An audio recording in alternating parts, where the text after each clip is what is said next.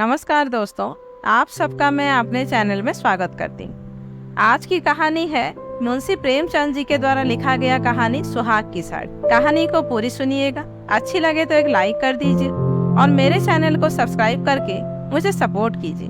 तो चलिए आज की कहानी को हम लोग शुरू करते हैं। यह कहना भूल है कि दाम्पत्य सुख के लिए स्त्री पुरुष के स्वभाव में मेल होना आवश्यक है। श्रीमती गौरा और श्रीमान कुंवर रतन सिंह में कोई बात ना मिलती थी। गौरा उदार थी, रतन सिंह कौड़ी कौड़ी को दांतों से पकड़ते थे। वह हंसमुख थी, रतन सिंह चिंताशील। वह कुल मर्यादा पर जान देती थी, रतन सिंह इसे आडंबर समझते थे। उनके सामाजिक व्यवहार और विचार में भी घोर अंतर था। यहाँ उदारता की बाजी रतन सिंह के हाथ थी। गौरा को सहभोज से आपत्ति थी, विधवा विवाह से घृणा और अछूतों के प्रश्न से विरोध। रतन सिंह इन सभी व्यवस्थाओं के अनुमोदक थे। राजनीतिक विषयों में यह विभिन्नता और भी जटिल थी। गौरा वर्तमान स्थिति को अटल, अमर, अपरिहार्य समझती थी। इसलिए वह नरम गरम, कांग्रेस, स्वराज्य, होम रूल सभी से विरक्त थी। कहती थी, ये मुट्ठी भर पढ़े लिखे आदमी क्या बना लेंगे, चने कहीं भाड़ फोड़ सकते हैं।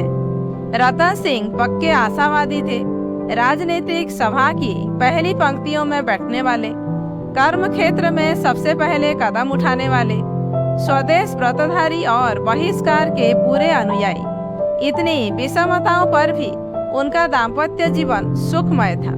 कभी कभी उनमें मतभेद अवश्य हो जाता था, पर वे समीर के वे झोंके थे जो स्थिर जल को हल्की हल्की लहरों से आभूषित कर देते थे। वे प्रचंड झोंके नहीं जिनसे सागर विप्लव क्षेत्र बन जाता है। थोड़ी सी सदिच्छा सारी विषमताओं और मतभेदों का प्रतिकार कर देती थी। विदेशी कपड़ों की खोलियां जलाई जा रही थी। स्वयं सेवकों के जत्थे भिखारियों की भांति द्वारों पर खड़े हो होकर विलायती कपड़ों की भिक्षा मांगते थे, और ऐसा कदाचित ही कोई द्वार था जहां उन्हें निराश होना पड़ता हो। खद्दर और गाढ़े के दिन फिर गए थे। नयन सुख, नयन दुख, मलमल और तंजेब तनवेद हो गए थे। रतन सिंह ने आकर गौरा से कहा, लाओ आप सब विदेशी कपड़े संदूक से निकाल दो, दे दो। गौरा, अरे तो इसी घड़ी कोई शायद निकली जाती है, फिर कभी दे देना। रतन, वाह, लोग द्वार पर खड़े कोलाहल मचा रहे हैं और तुम कहती हो फिर कभी दे देना। गौरा, तो यह कुंजी लो, निकाल कर दे दो। मगर यह सब है लड़कों का खेल। घर फूंकने से स्वराज्य ना कभी मिला है और ना मिलेगा। रतन, मैंने कल ही तो इस विषय पर तुमसे घंटों सिरपच्ची की थी और उस समय तुम मुझसे सहमत हो गई थी। आज तुम फिर वही शंकाएं करने लगी। गौरा, मैं तुम्हारे अप्रसन्न हो जाने के डर से चुप हो गई थी। रतन, अच्छा, शंकाएं फिर कर लेना। इस समय जो करना है वह करो। गौरा, लेकिन मेरे कपड़े तो ना लोगे ना? रतन, सब देने पड़ेंगे। विलायत का एक सूत भी घर में रखना मेरे प्राण को भंग कर देगा। इतने में राम टहल साइस ने बाहर से पुकारा, सरकार, लोग जल्दी मचा रहे हैं। कहते हैं अभी कई मोहल्लों का चक्कर लगाना है। कोई गाढ़े का टुकड़ा हो तो मुझे भी मिल जाए। मैंने भी अपने कपड़े दे दिए। केसर महरी कपड़ों की एक गठरी लेकर बाहर जाती हुई दिखाई दी। रतन सिंह ने पूछा, क्या तुम भी अपने कपड़े देते जाती हो? केसर ने लजाते हुए कहा, हाँ सरकार, जब देश छोड़ रहा है तो मैं कैसे पहनूं? रतन सिंह ने गौरा की ओर आदेशपूर्ण नेत्रों से देखा। जब वह विलंब ना कर सकी, लज्जा से सिर झुकाए संदूक खोलकर कपड़े निकालने लगी। एक संदूक खाली हो गया तो उसने दूसरा संदूक खोला। सबसे ऊपर एक सुंदर रेशमी सूट रखा हुआ था जो कुंवर साहब ने किसी अंग्रेजी कारखाने में सिलाया था। गौरा ने पूछा, क्या यह सूट भी निकाल दूं? रतन, हाँ हाँ, इसे किस दिन के लिए रखोगी? गौरा, यदि मैं यह जानती कि इतनी जल्दी हवा बदलेगी तो कभी यह सूट ना बनवाने देती। सारे रुपए खून हो गए। रतन सिंह ने कुछ उत्तर ना दिया। तब गौरा ने अपना संदूक खोला और जलन के मारे स्वदेशी विदेशी सभी कपड़े निकाल निकाल कर फेंकने लगी।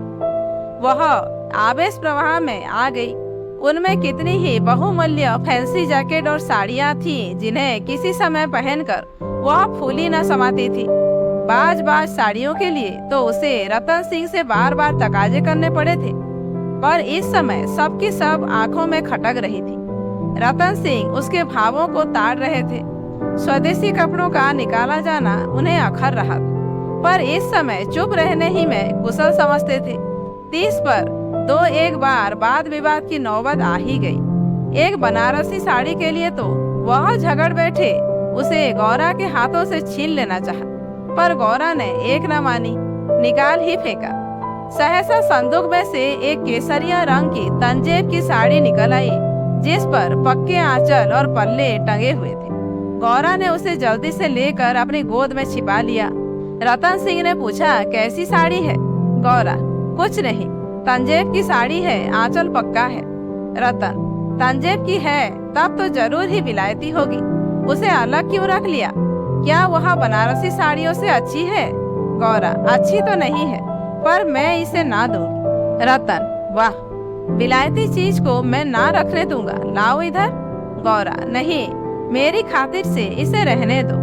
रतन, तुमने मेरी खातिर से एक भी चीज ना रखी, मैं क्यों तुम्हारी खातिर करूं? गौरा, पैरों पड़ती हूँ, जिद ना करो।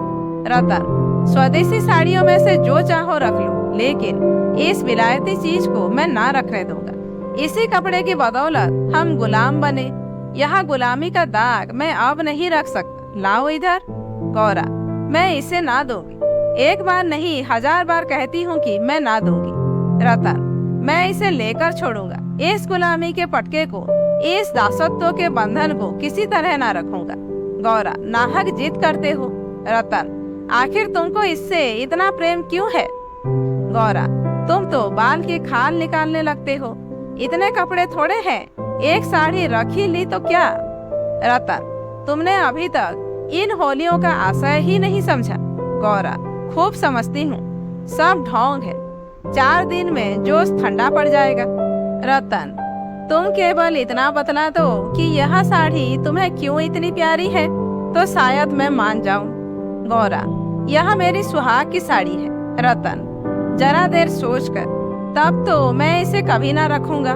मैं विदेशी वस्त्र को यह शुभ स्थान नहीं दे सकता। इस पवित्र संस्कार का यह अपवित्र स्मृति चिन्ह घर में नहीं रख सकता। मैं इसे सबसे पहले होली के भेंट करूंगा। लोग कितने हतबुद्धि हो गए थे कि ऐसे शुभ कार्यों में भी विदेशी वस्तुओं का व्यवहार करने में संकोच न करते थे। मैं इसे अवश्य होली में दूंगा। गौरा, कैसा असगुन मुंह से निकालते हो? रतन, ऐसी सुहाग की साड़ी का घर में रखना ही अपशगुन है, अमंगल है, अनिष्ट और अनर्थ है। गौरा, यो चाहे जबरदस्ती छीन ले जाओ, पर खुशी से ना दूंगी। रतन, तो फिर मैं जबरदस्ती ही करूंगा, मजबूरी है। यह कहकर वह लपके कि गौरा के हाथों से साड़ी छीन लूं। गौरा ने उसे मजबूती से पकड़ लिया और रतन की ओर कातर नेत्रों से देखकर कहा, तुम्हें मेरे सिर की कसम। केसर मेहरी बोली, बहू जी की इच्छा है तो रहने दीजिए। रतन सिंह के बढ़े हुए हाथ रुक गए, मुख मलिन हो गया। उदास होकर बोले, मुझे अपना व्रत तोड़ना पड़ेगा, प्रतिज्ञा पत्र पर झूठे हस्ताक्षर करने पड़ेंगे। खैर, यही सही। शाम हो गई थी। द्वार पर स्वयं सेवक गण शोर मचा रहे थे। कुंवर साहब, जल्दी आइए, श्रीमती जी से भी कह दीजिए हमारी प्रार्थना स्वीकार करें, बहुत देर हो रही है। उधर रतन सिंह असमंजस में पड़े हुए थे कि प्रतिज्ञा पत्र पर कैसे हस्ताक्षर करूं। विदेशी वस्त्र घर में रखकर स्वदेशी व्रत का पालन क्यों कर होगा। आगे कदम बढ़ा चुका, पीछे नहीं हट सकता, लेकिन प्रतिज्ञा का अक्षरशः पालन करना अभीष्ट भी तो नहीं, केवल उसके आशय पर लक्ष्य रहना चाहिए। इस विचार से मुझे प्रतिज्ञा पत्र पर हस्ताक्षर करने का पूरा अधिकार है। त्रिया हट के सामने किसी की नहीं चलती। यो चाहूं तो एक ताने में काम निकल सकता है, पर उसे बहुत दुख होगा। बड़ी भावुक है, उसके भावों का आदर करना मेरा कर्तव्य है। गौरा भी चिंता में डूबी हुई थी। सुहाग की साड़ी सुहाग का चिन्ह है, उसे आग, कितने असकून की बात है। ये कभी कभी बालकों की भांति जिद करने लगते हैं, अपनी धुन में किसी की सुनते नहीं, बिगड़ते हैं तो मानो मुंह ही नहीं सीधा होता। लेकिन वे बेचारे भी तो अपने सिद्धांतों से मजबूर हैं। झूठ से उन्हें घृणा है। प्रतिज्ञा पत्र पर झूठी स्वीकृति लिखनी पड़ेगी। इनकी आत्मा को बड़ा दुख होगा। घोर धर्म संकट में पड़े होंगे। यह भी तो नहीं हो सकता कि सारे शहर में स्वदेशानुरागियों के सिरमौर बनकर उस प्रतिज्ञा पत्र पर हस्ताक्षर करने से आनाकानी करे। कहीं मुंह दिखाने को जगह न रहेगी।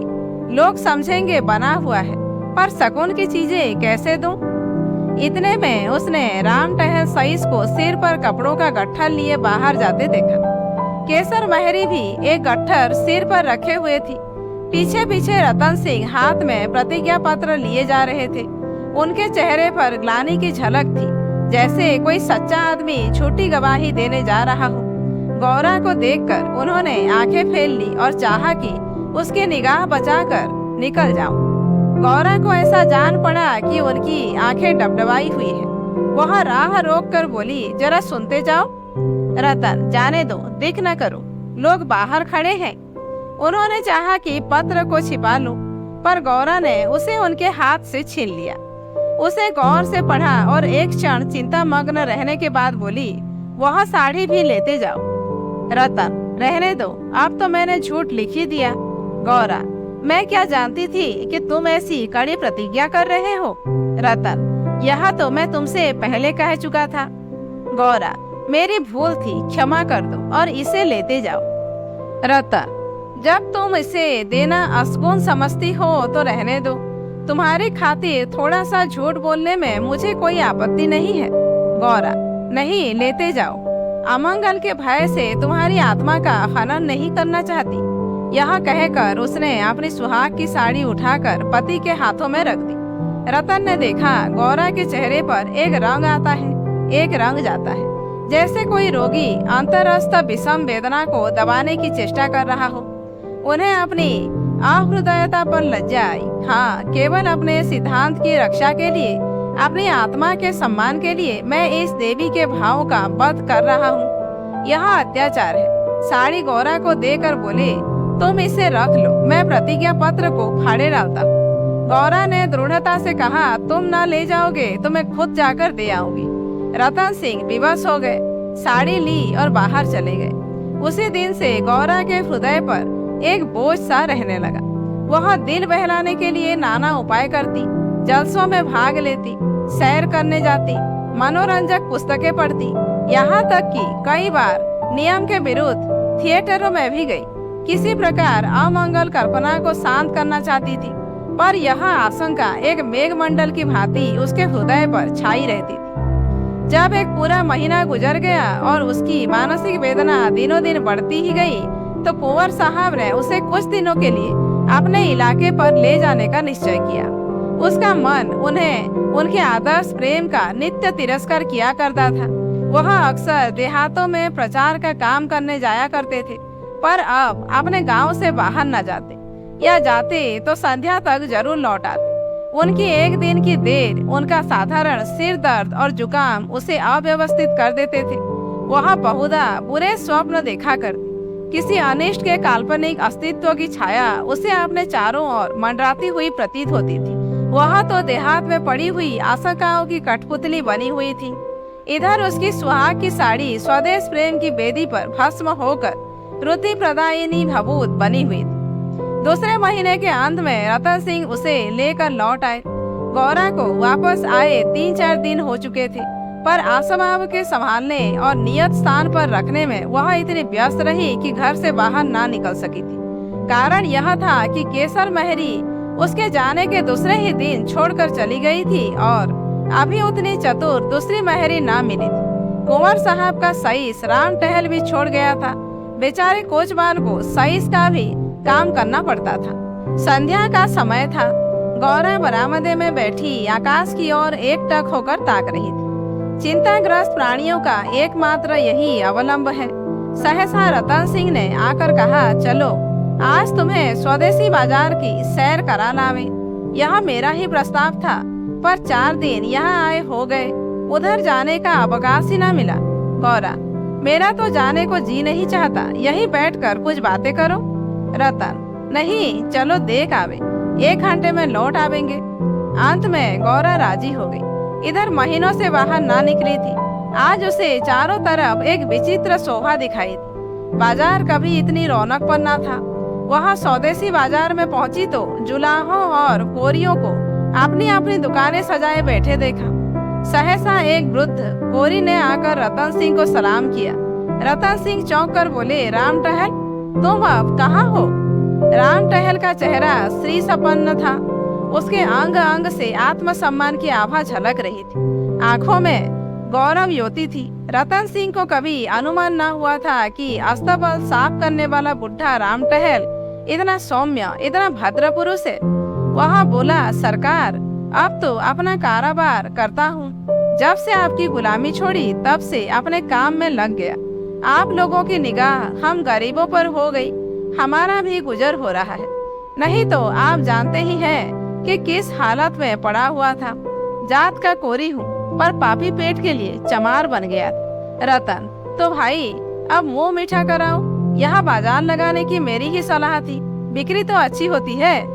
राम टहल, हाँ सरकार, आजकल खूब बिक्री हो रही है, माल हाथों हाथ उड़ जाते हैं। यहाँ बैठते हुए 1 महीना हो गया है, पर आपकी कृपा से लोगों के 4 पैसे थे बेबाक हो गए। भगवान की दया से रूखा सूखा भोजन भी दोनों समय मिल जाता है, और क्या चाहिए। मलकिन की सुहाग की साड़ी का होली में आना कहिए और बाजार का चमकना कहिए। लोगों ने कहा, जब इतने बड़े आदमी होकर ऐसे शकुन की चीज की परवाह नहीं करते तो फिर हम विदेशी कपड़े क्यों रखें। जिस दिन होली चली है उसके 2-3 दिन पहले ही सरकार इलाके पर चले गए थे। उसके पहले ही सरकार कई दिनों तक घर से बहुत कम निकलते थे। मैं तो यही कहूँगा कि यह सारी माया उसी सुहाग की साड़ी की है। इतने में एक अधेड़ स्त्री गौरा के सामने आकर बोली, बहू जी, मुझे भूल तो नहीं गई। गौरा ने सिर उठाया तो सामने केसर मेहरी खड़ी थी। वह सुंदर साड़ी पहने हुए थे, हाथ पांव में मामूली गहने भी थे, चेहरा खिला हुआ था। स्वाधीन जीवन का गौरव एक एक भाव से प्रस्फुटित हो रहा था। गौरा ने कहा, इतनी जल्दी भूल जाऊंगी? अब कहाँ हो? हमें लौटने भी ना दिया, बीच में ही उड़ भागी। केसर, क्या करूं सरकार, अपना काम चलते देखकर सबर न हो सका। जब तक रोजगार ना चलता था तब तक लाचारी थी। पेट के लिए सेवा टहल, करम कुकरम सभी करना पड़ता था। अब आप लोगों की दया से हमारे भी दिन लौटे हैं। अब दूसरा काम नहीं किया जाता। अगर बाजार का यही रंग रहा तो अपनी कमाई खाए न चुकेगी। यह सब आपकी साड़ी की महिमा है। उसकी बदौलत हम गरीबों के कितने ही घर बस गए। 1 महीना पहले इन दुकान वालों में से किसी को रोटियों का ठिकाना न था। कोई साइसी करता था, कोई ताशे बजाता था, यहाँ तक कि कई आदमी मेहतर का काम करते थे। कितने ही भीख मांगते, अब सब अपने धंधे में लग गए। सच पूछो तो तुम्हारी सुहाग की साड़ी ने हमें सुहागिन बना दिया, नहीं तो हम सुहागिन होते हुए भी विधवाएं थी। सच कहती हूँ, सैकड़ों जवानों से नित्य यही दुआ निकलती है कि आपका सुहाग अमर रहे, जिसने हमारी रांड जात को सुहाग दान दिया। रतन सिंह एक दुकान पर बैठकर कुछ कपड़े देखने लगे। गौरा का भावुक हृदय आनंद से पुलकित हो रहा था।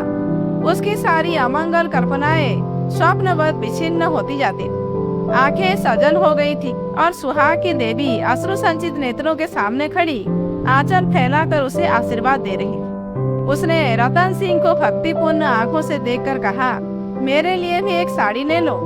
जब गौरा यहाँ से चली तो सड़क की बिजलियां जल चुकी, सड़कों पर खूब प्रकाश था। उसका हृदय भी आनंद के प्रकाश से जगमगा रहा था। रतन सिंह ने पूछा, सीधे घर चलूं? गौरा, नहीं, छावनी की तरफ होते चले। रतन, बाजार खूब सजा हुआ था। गौरा, यहाँ जमीन लेकर एक स्थायी बाजार बनवा दो। स्वदेशी कपड़ों की दुकानें हों और किसी से किराया ना लिया जाए। रतन, बहुत खर्च पड़ेगा। गौरा, मकान बेच दो, रुपए ही रुपए हो जाएंगे। रतन, और रहे पेड़ तले? गौरा, नहीं, गांव वाले मकान। रतन, सोचूंगा। गौरा, जरा देर में इलाके भर में खूब कपास की खेती कराओ। जो कपास बोए उसकी बेगार माफ कर। रतन, हाँ, तदबीर अच्छी है, दोनों उपज हो जाएगी। गौरा, कुछ देर सोचने के बाद, लकड़ी बिना दाम तो कैसा हो?